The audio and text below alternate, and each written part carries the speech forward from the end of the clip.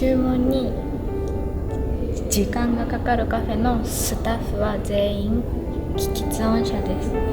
喫音は話し言葉が滑らかに出ない発話障害です。喫音でも一生懸命話します。言葉がうまく出ませんが、他の人と同じように接してくださると嬉しいです。ありました。お願いします。待ってください。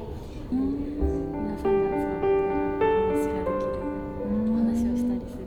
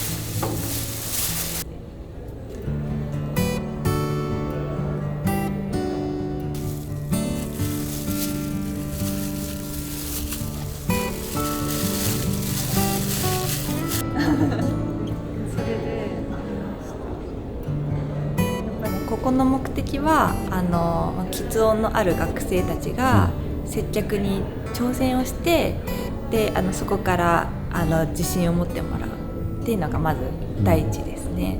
私たち普段隠して生きてるので、なかなか一般の方の目に触れることがないんです。なので喫音を知らない方にありのままの私たちの接客を見ていただいて、理解を深めるっていうところが目標です。やっぱり喫音があると普段笑われたりからかわれたりするので、隠して生きてる人が多いんです。接客業に挑戦して自分に自信をつけるっていうところで、チャレンジしてもらいたいかなっていうふうに思っていて、このカフェを通じて自信ができて、でまた自分のやりたいことを見つけてくれればそれでいいかなと思ってます。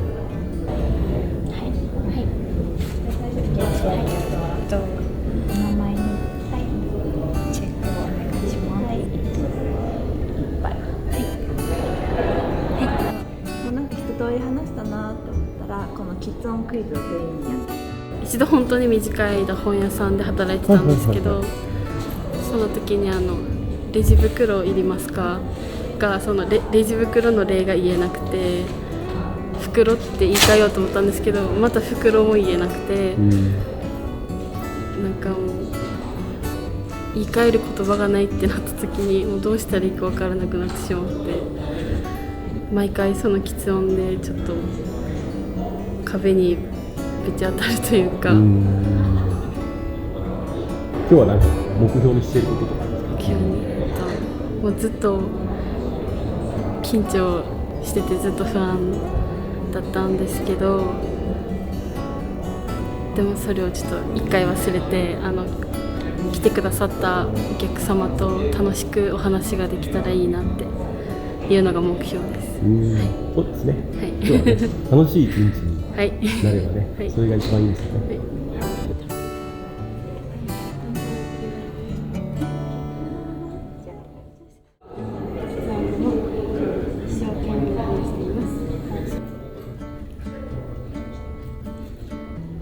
こんにちは。注文は書いてました。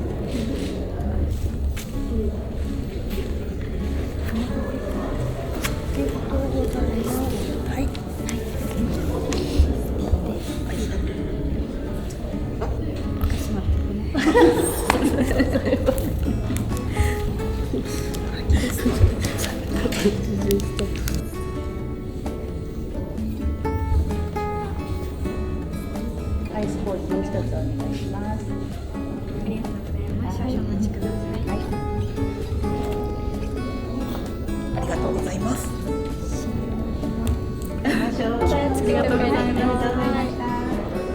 りがとうございました。ありがとうございました。ありがとうございます。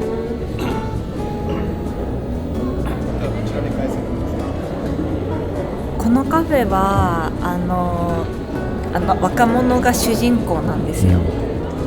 喫音のある学生たちって普段学校とかで発言がなかなかできなかったり教室の隅っこにずっと固まってたりとかするので、なかなか主人公になる機会がなくて、でもこのカフェでは喫音のある学生たちが主人公で自分たちのカフェを作ってもらうコンセプトでやってるので、そのカフェを作り上げたっていう達成感が自信につながると思うんですよね。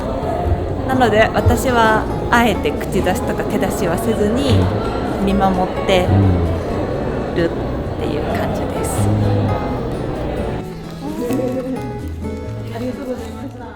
高校生？高校1年生。高校1年生？はい。中学校2年生で知って高校入試終わってその後にすぐ応募させていただきました。私がの周りは結構みんな本当に理解があって本当にたくさんの人が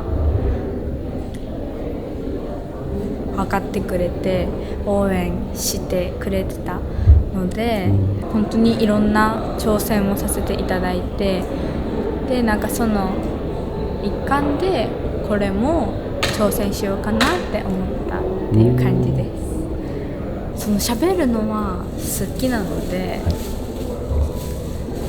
人と接する仕事っていうかアルバイトとか仕事がしたいなと思ってます。中学校2年生の夏ぐらいからなんか結構喫音がひどくなってきて、ここから結構トラウマというかになったけど、なんかそれを乗り越えたから今があって、なんかその経験が今に生きてるなっていうのは思います。周りがすごい応援してくれてたっていうのと、なんかお母さんとかの言葉がすごく大きくて、なんかその喫音って伝えたいけどその気持ちがうまく言葉にできなくて伝えられないから結構そのきついと思うんですよ。だからその伝えたいっていう気持ちがなかったら悩まないし、伝えたい人がいなかったら悩まないと思うので、その伝えたいことがあることとか伝えたい人がいることとかってとっても幸せなことなんだなって再認識させられてます。やっぱり周りのその理解ってすごく大きいと思います。喫音がなかったらきっと出会えなかった縁があるっていうのは確かだし、喫音がなかったら支えてくれる人の存在をなんかこんなに強くありがたいって思うことも分かったと思うので、なんかそれはまあ喫音にも感謝しているところはあります。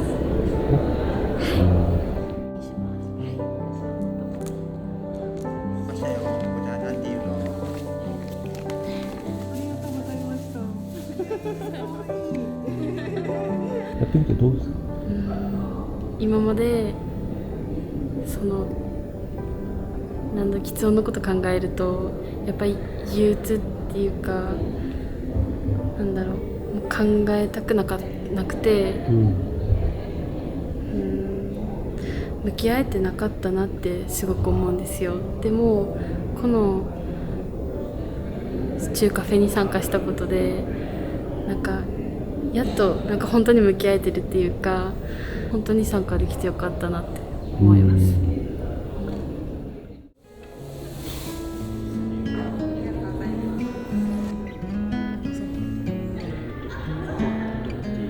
なんかスポーツとかされてるんですか？スポーツは陸上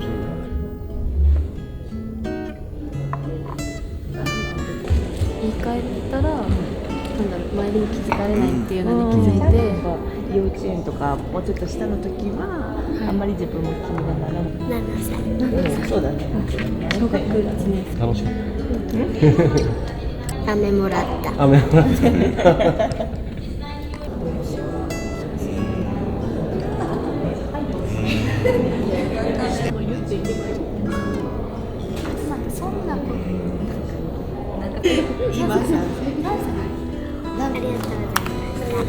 ありがとうございます。前一回鹿児島大学の方でのきつ音カフェで一回自分たちが参加したことがあって、あ、そうですか。はい、この子がきつ音が、あるので、はい。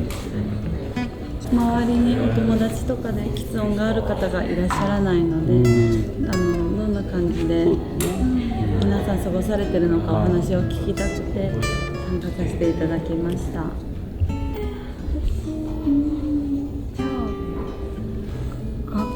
小学生はそういう方もいっぱいいると関わったらいいから、逆になんか大きな人たちに私はこういう話し方だみたいな発音教聞きたいことは聞けましたか？はい。話できた。他の人にもきつ音のこと僕きつ音があることで分かってほしい。きつ音ってどんなのかさ分かってほしい。そういう話を今日したのね。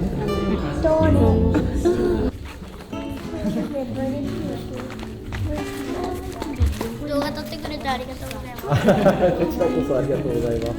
家に帰ったら見ます。家に帰ったら見る？ありがとう。ありがとうございました。ありがとうございました。またよろしくお願いします。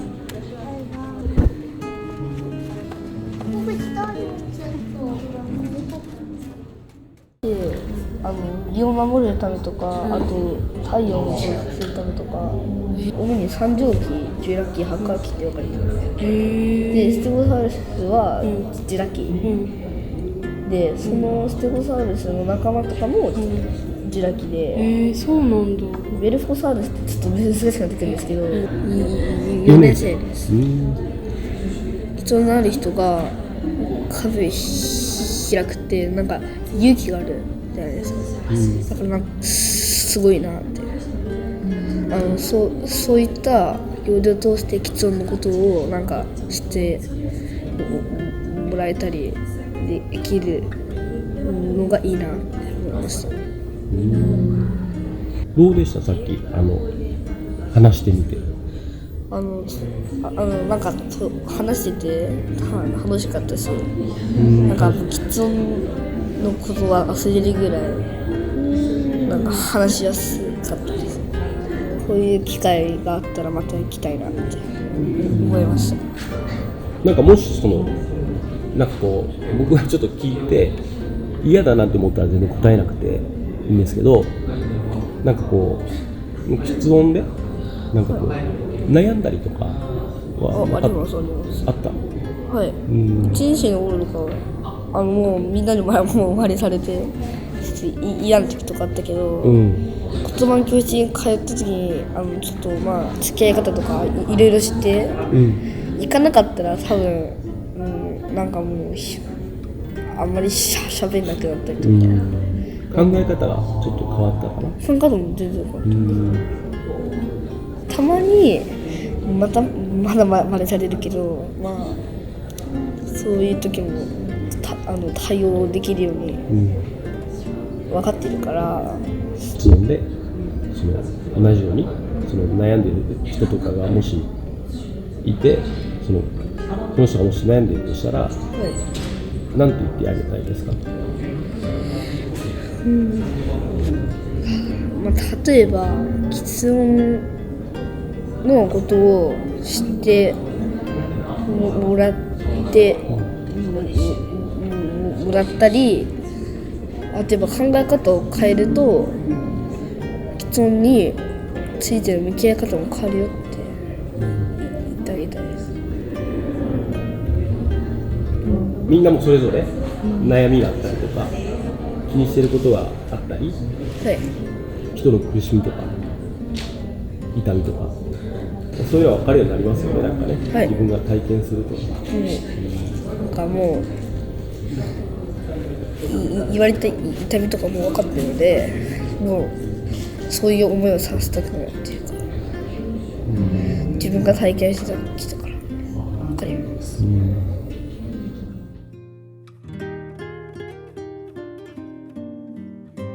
また会いましょう。はい、ありがとうございました。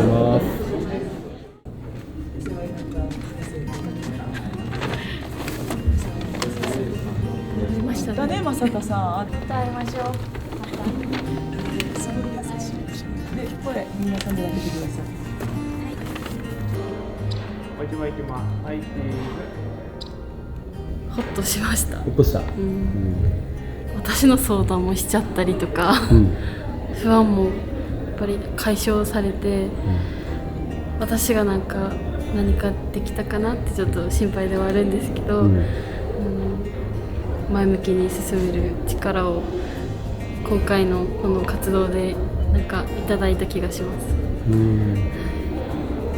始まる前に、こういうことができたらいいなとか、思ってたことはできた。そうですね。なんか